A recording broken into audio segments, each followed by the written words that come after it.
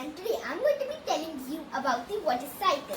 So because of the sun's heat energy, the water from the natural water bodies like the rivers, the streams, the ponds, the oceans and the seas turns into gaseous form called as water vapor because the bond starts getting weaker and weaker because they get a lot of heat energy, and then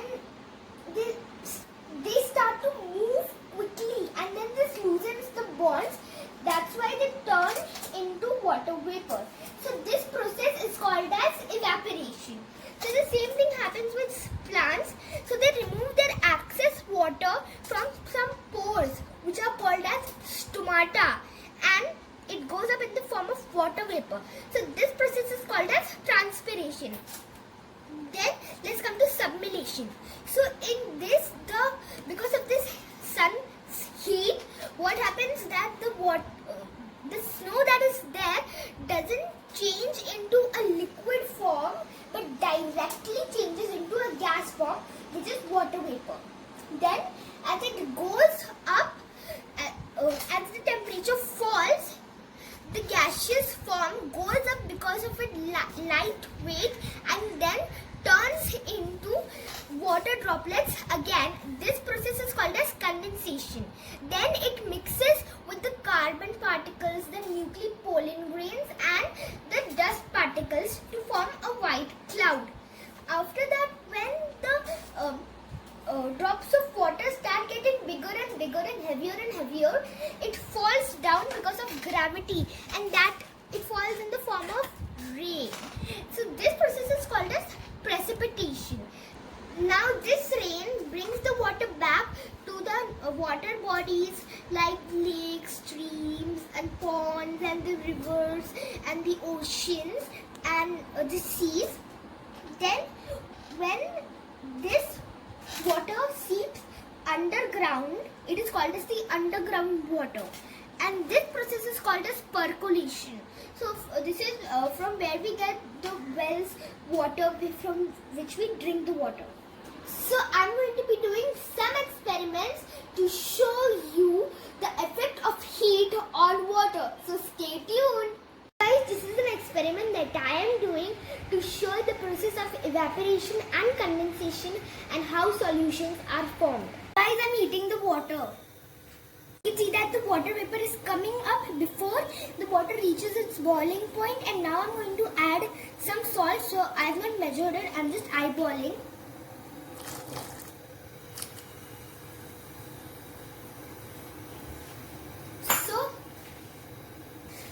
So when it will dissolve, it will turn into a clear homogeneous mixture called as solution.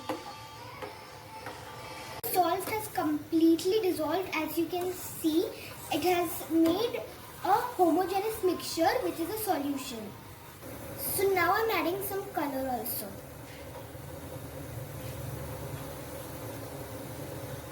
So as you can see that a solution is getting formed. So I've poured the water and I've put a clean bowl in the middle. I'm putting it in the center of the bowl. Now I have put the plastic wrap on it, and on this I'm going to put some ice.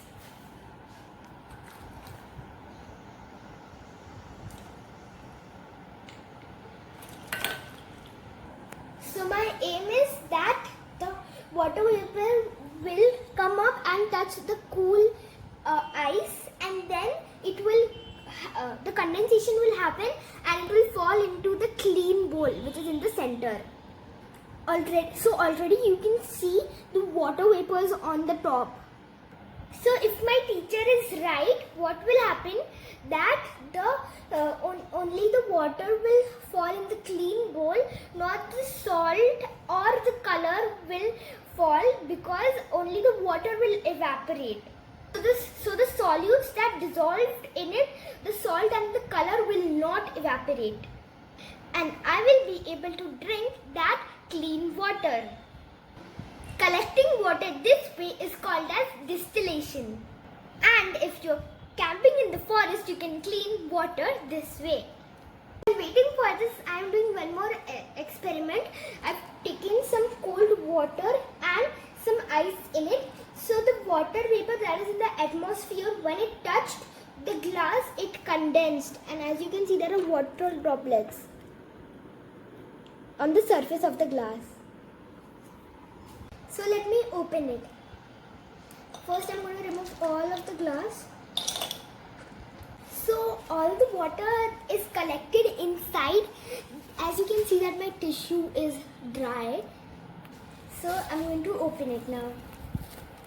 So these water droplets came from the condensation. So let's see if there is any water in here. Okay. Yeah, some water is there. So you can see that there is some water in it, and you can see that there is no color. So the water is separated from the solute. So it means that the solvent is separated from the solute. So I'm going to drink and tell you if this is salty or not.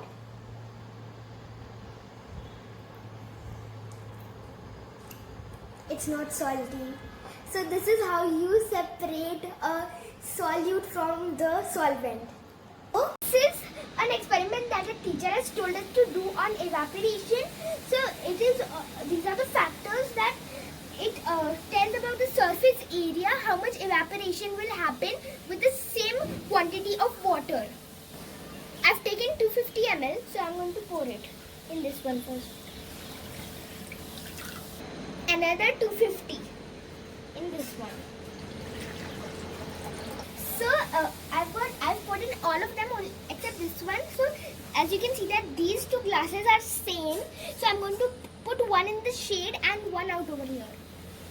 So put the water. So I'm marking the levels in both the glasses. One I will keep inside and one I will keep outside. So guys, I've marked the water level in both the glasses, as you can see. These are the ones which I'm keeping out with the different surface area, and I'm going to be measuring them by night. So I'm going to see how much water gets evaporated by night in them. So this one I'm keeping in lots of shade, as you can see. The level is less in the glass that was outside than in the glass which was kept inside in the shade. So maximum evaporation happened in this one as more area was exposed to the sun. Second this, and the least one was this one. So to see that plants remove their excess water from the leaf, which is transpiration, I'm going to put a ziploc around it. To see if it leaves water or not. So I'm going to check it in a few days. 2. So as you can see that a lot of water has come. See, just to look at this water, because it is very sunny out today, very lucky, and see the water droplets. They're like, this is like so much water, but I'm not going to remove it because I want plenty of water to be there. So I'm going to show you day by day, and this proves that just like we sweat, plants also remove their excess water, and that's why transpiration happens. This is an experiment to show how clouds are formed. So I'm doing it in a bottle. So for this you'll need a bottle and some water. So first shake it. So the bond of the liquid gets looser. And then increase the pressure, so evaporation will happen. And then as you decrease the pressure, the air will get cool, so condensation will happen. Can you see the clouds?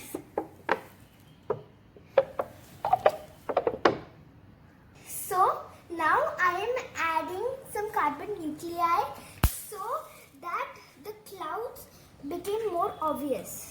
So I'm just going to close it now and do the same thing again. Shape it, increase the pressure, and then decrease it. So I hope you can see the clouds. So the cloud was more obvious when I put the carbon nuclei. So this is how clouds are formed. So that was all for my experiments of evaporation and water cycle. Don't forget to like, share and subscribe to my channel, and save water, save lives. Bye guys.